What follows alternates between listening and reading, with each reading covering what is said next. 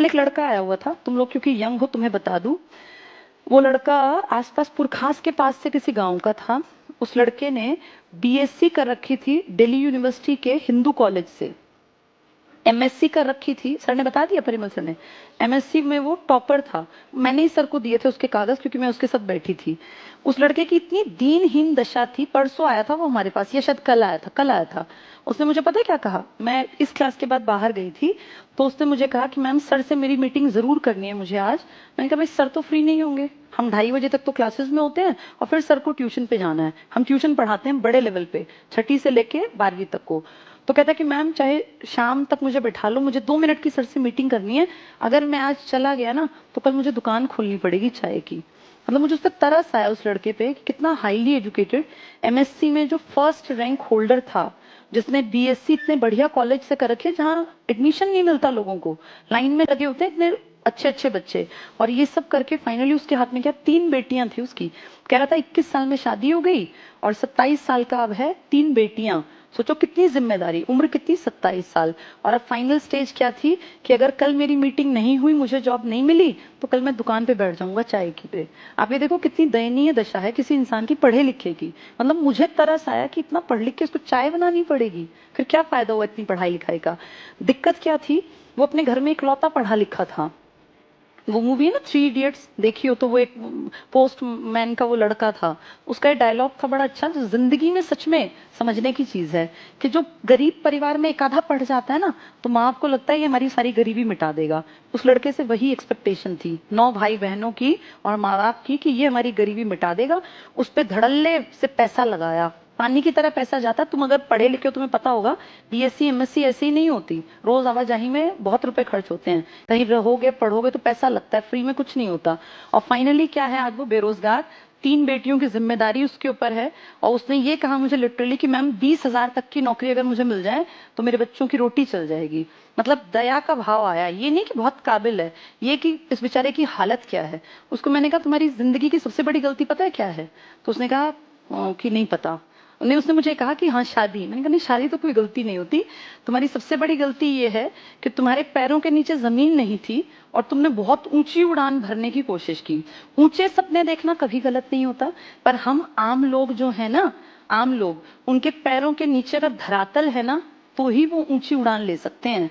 अब तुम्हें अगर जंप लगानी है तो तुम नीचे धरती पे प्रेशर लगा के अपनी बॉडी को आगे की तरफ फेंकते हो। उसके पास धरातल नहीं था, उड़ान ऊंची भरने की कोशिश, तो औंधे मुंह तो गिरना ही गिरना था। किसी भी इंसान को सबसे पहली चीज देखनी चाहिए, मेरी असली स्टेज क्या है।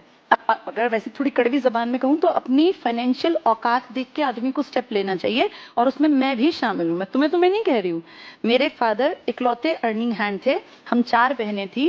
ये हमें बचपन से दिखता था कि हमें पढ़ लिख के काबिल बनना पड़ेगा, हमारे पास कोई दूसरा जुगाड़ नहीं है। हमारा ये नहीं है कि पिताजी पैसा लगा देंगे और हम कहीं चले जाएं कि हम कामयाब हो जाए, नहीं, पढ़ना पड़ेगा। अपनी असलियत पहचानी 12th क्लास में। मेरे उस टाइम पर 82% मार्क्स थे, तब बहुत बड़ी बात होती थी। 82% में लोग पता नहीं कहाँ हवा में उड़ते थे। तब मैंने ये बिल्कुल नहीं सोचा कि मैं डीयू ज्वाइन करूं या मैं डीयू जाऊं, मैं दिल्ली से ही थी। तब मैंने सोचा कि मैं कैसे क्या करूं कि मैं 2 साल में इंडिपेंडेंट बन जाऊं। और तब डाइट में एडमिशन हुआ करता था, एंट्रेंस टेस्ट। 12वीं करते ही, जैसे 12वीं के एग्जाम खत्म हुए, अगले दिन एनसीईआरटी उठाई थी 6ठी से 10वीं तक की, सारी गो थ्रू हो गई, मेन मेन चीजों को रजिस्टर में लिखा। सबसे पहले नोट्स थे वो मेरे, जो मैंने नौकरी के लिए बनाए थे। तब मेरी एज महज 17.5 साल की थी, 17 साल और साढ़े भी नहीं थी पूरी, क्योंकि दिसंबर मेरा बर्थ ईयर था। 17 साल 4 महीने मेरी उम्र थी जब मैंने पहली बार नोट्स बनाए अपनी नौकरी के लिए। और उसके बाद फिर मैंने कभी पीछे मुड़ के नहीं देखा। फिर डाइट किया, डाइट करते करते समझ में आ गया कि नौकरी पहली प्रायोरिटी है। तुरंत से तैयारी की, नौकरी मिल गई। नौकरी के बाद मुझे ये था कि मुझे बहुत आगे बढ़ना है, क्योंकि अपने ऊपर क्षमता पे अपने पे होता है, मैं कुछ कर सकती हूँ। उसके बाद नौकरी करते करते मैंने बीएड का एंट्रेंस दिया, इग्नू का, 2007 में। ऑल ओवर इंडिया मेरा फर्स्ट रैंक आया, मुझे भी नहीं पता था कि फर्स्ट आएगा, और मुझे ये था कि पास हो जाएगा। पर मैं मेंटली फ्री थी, क्योंकि मेरी कमाई आती थी। 2007 तक तो मेरी कमाई बहुत बढ़िया हो गई थी, तब तक पे कमीशन आ गया था 2006 का, उसमें मेरा फर्स्ट रैंक आया, ऑल टाइम हाईएस्ट। तब तक वही था, मुझे आज का नहीं पता। 2007 तक इग्नू में 100 में से 84 नंबर का रिकॉर्ड था जो मेरे थे। उसके बाद अब 10-12 साल बीत गए, हो सकता है वो किसी ने ब्रेक भी कर दिया हो। उस टाइम पे मेरी बेटी 7 दिन की थी जब मैं उसको लेके इग्नू गई थी। इग्नू में हेडक्वार्टर में। और जब बच्चा बहुत छोटा होता है, इन्हीं दिनों उसका बर्थ था 7 नवंबर का, 14 नवंबर की मेरे ख्याल मेरी पता नहीं 12 की मेरी रिपोर्टिंग वगैरह थी, वहाँ कागजात चेक होते हैं। तो मैं अपना शॉल वॉल पूरा ढक के जैसे जाते हैं बच्चा होने के बाद, जैसे तुमने माँ को देखा भी होगा, तो वहाँ सबका एटीट्यूड पता है क्या था कि ये ऐसी कोई महिला आ गई है। वहाँ सब लोग बैठे हुए थे हॉल में। जब वहाँ बुलाया गया तो कहा गया फर्स्ट रैंक, फर्स्ट नंबर पे बबीता त्यागी। जब मैं उठ के गई तो सबकी आंखों में ये होता ना कि अजूबा की इसका फर्स्ट रैंक है, क्योंकि वो मुझसे, मेरा जो भेष था उस टाइम वो ऐसा नहीं था ना कि मैं फर्स्ट रैंक होल्डर हूँ। अब मैं ऑलरेडी जॉब में हूँ, ये उनको थोड़ी पता था। तो मैम ने मुझे पता है क्या कहा, वो काफी बड़ी अधिकारी थी, उन्होंने कहा I am proud of you, कि मैंने बताया कि मेरी बेटी है मेरे पास, तो उन्होंने कहा I am proud of you. मतलब वो घटनाएं जो है ना लाइफ में, वो आपको मोटिवेट करती हैं कि आप और आगे बढ़ें। 2003 से मैं नौकरी में थी। 2015 में जब आईसीएस बहुत बढ़ गया, तब फाइनली मैंने डिसीजन लिया कि अब मैं और अच्छा कर सकती हूँ नौकरी से बहुत बेहतर। तब मैंने अपनी जॉब से रिजाइन किया। 31 अक्टूबर 2015 को मैंने अपना रेजिग्नेशन लेटर लिखा, और अनएक्सपेक्टेड था वो मेरे लिए भी, क्योंकि मुझे ये था नहीं, कोई प्लान नहीं था नौकरी छोड़ना, कि भी प्लान करके नौकरी छोड़ी गई। और नवंबर में मैंने 1 नवंबर को मेरा रेजिग्नेशन लेटर दे दिया था, 31 को शाम को ही दे आए थे हम। तो आप ये मानो कि जिंदगी जो है ना, उसको आगे अगर बढ़ाना है तो पैर जमीन पे रखने पड़ेंगे। अगर मैं 2003 में सोचती कि नहीं मैं सीधे आईसीएस नाम की संस्था खोल दूंगी और मेरी संस्था बहुत चलेगी, तो मैं कहीं औंधे मुंह गिरी होती। मेरे जैसे कितने ही लोग हैं जो ये सोचते हैं। सपने देखना बहुत अच्छी बात है, लेकिन सपने देखने के साथ अपना एक बैकग्राउंड जो है ना हमारा फाइनेंशियल, हम कितने हैं, कहाँ स्टैंड करते हैं, ये पता होना बहुत जरूरी है। आज मैं कुछ भी चाहूं मैं कर सकती हूँ, लेकिन आज से 20 साल पहले तो मैं ऐसी नहीं थी ना। तब तो मेरे पास भी जितना तुम्हारे पास है उतना ही था। हम भी 2 ही कमरों के घर में रहते थे। मेरे पिताजी को बहुत अमीर आदमी नहीं थे। हाँ, बस ये था एक सरकारी नौकरी थी, तो हम मेंटली फ्री थे। हमारी स्कूलिंग बहुत अच्छी रही, मैं अच्छे स्कूलों में पढ़ी, देश के अलग अलग कोनों में पिताजी के साथ हमेशा रहे, तो वहां से एक अपब्रिंगिंग अच्छी मान सकते हैं। लेकिन मेरे साथ के बहुत लोग थे जो पीछे रह गए, जो मुझसे ज्यादा इंटेलिजेंट थे, कारण सही टाइम पे सही डिसीजन ना ले पाना। तो तुम जितने लोग बैठे हो ना, जिंदगी के जिस पड़ाव में तुम अब हो, मैं तुमसे 15 साल पहले, 20 साल पहले इस पड़ाव में थी। इसीलिए बता रही हूँ, लाइफ मौके देती है, बस आपको समझ होनी चाहिए। अब जो ये कल लड़का आया था, ये 27 साल का है। अगर इसने 18 साल के बाद जेबीटी करके कहीं नौकरी ज्वाइन कर ली होती, तो आज वो लड़का लाख रुपए की तनख्वाह ले रहा होता। जो मेरे संगी साथी है ना, लाख रुपए से ऊपर सैलरी है। मेरी बड़ी सिस्टर की 1,10,000 से ज्यादा सैलरी पड़ती है, मुझसे सिर्फ 1.5 साल भर बड़ी है वो। तो आप ये देखो, वो लड़का ऊंची उड़ान, अच्छी बात थी, यूपीएससी कर जाता।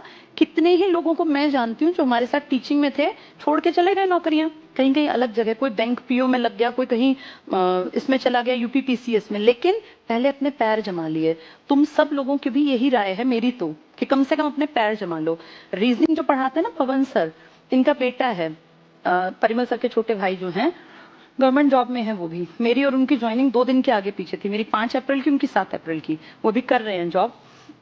उनके बेटे के 94% थे 12th में। 12th के बाद अब हमारे पास इस स्टेज में आके तो ऐसा नहीं ना कि पैसे की कमी है, हम सोचें कि हम भाई बच्चे को ये ना कराएं, पैसे लगते हैं। हम तो कुछ भी अब कराने लायक हैं विद गॉड्स ग्रेस। लेकिन हमने उसको पता सबसे पहले क्या कहा, कि पहली प्रायोरिटी अपने पैरों पे खड़ा हो। हमारे बलबूते मत सोच कि मेरे पास इतना पैसा है कि मैं कुछ भी कर लूंगा। उसको सबसे पहले कहा अपने पैरों पे खड़ा हो, फिर जो तेरा मन करे ना पैसे कमा के वो करना। उसको जेबीटी में एडमिशन दिलाया दिल्ली में। दिल्ली में मार्क्स के बेसिस पे मिलता है। उसका डाइट में हो गया दरियागंज में गवर्नमेंट में। मेरे ख्याल 1,000 रुपए फीस मुश्किल से गई होगी, 1,000-1,500, इससे ज्यादा की फीस नहीं है। मेरे टाइम 405 रुपए लगे थे, अब दुगनी हो गई होगी। आप ये देखो, वो लड़का चाहता तो हम कुछ भी करा देते, कोई भी महंगा कोर्स कहीं विदेश भेज देते, कोई बड़ी बात नहीं थी हमारे लिए। लेकिन सबसे पहली प्रायोरिटी क्या है, पैरों पे खड़ा हो जा। उसके बाद तेरा मन करे मुझे यूपीएससी करना है, मुझे पढ़ाना है, मुझे शेफ बनना है, कहता मुझे इसमें इंटरेस्ट है होटल मैनेजमेंट में, तो कर लेना, पर पहले पैरों पे खड़ा हो जा। जिस दिन कमाई आ जाएगी ना, छोड़ के कमाई को, ये प्रूफ करके कि मैं कुछ हूं, मेरी कोई काबिलियत है, फिर करते रहना होटल मैनेजमेंट। तो ये देखो, जो समझदार है ना, वो सबसे पहले अपनी जमीन पकड़ता है। जमीन से उछाल ली जाती है, हवा में नहीं उछला जाता। जो हवा में उछलते हैं, फिर उनकी, वो कल वाले लड़के का एग्जाम्पल है, वैसी दुर्गत होती है। और मैंने बहुत करीब से ऐसे लोग देखे हैं जो बहुत काबिल थे, लेकिन वो कुछ नहीं कर पाए। घर और ये गाड़ी तो बहुत दूर की बात है, उस लड़के को रोटी खिलाने के मांदे पड़े हुए हैं। अपनी 3 बेटियों को कहाँ पढ़ाएगा? आज के टाइम में कितनी महंगाई है, सबको पता है ना। सरकारी स्कूल में पढ़ाने का टाइम थोड़ी है। अब तुम सोचो उसके कंधों पे कितनी जिम्मेदारी। इस जिम्मेदारी से दब के वो जिंदगी में कुछ नहीं कर पाएगा। अगर वो 10 साल पहले थोड़ी सी समझ के साथ कुछ छोटा कोर्स करके कहीं 25-30 हजार की नौकरी पकड़ लेता तो आज लाख रुपए पे पहुंच जाता। लेकिन ये समझाए कौन? और अभी भी तुम्हारे सामने बात कर रही हूँ, आधे तो अभी भी हवा में होंगे। ये जो चीजें हैं ना, ये अकल तब आती है जब उम्र बीत जाती है। इसीलिए टाइम रहते अपनी चीजों को संभाल लेना। सबके लिए है मैसेज। मैं अपनी बेटी के साथ भी यही पहली कंडीशन रखूंगी, पहले इंडिपेंडेंट बन, अपने आप को प्रूव कर, फिर आगे पूरी दुनिया में कुछ भी अचीव करो।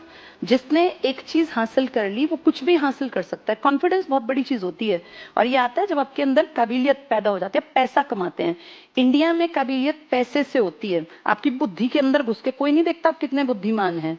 आपकी काबिलियत आपका पैसा है, आपने कितना कुछ अचीव किया इससे पता चलता है। तो इसलिए खूब पढ़ा करो।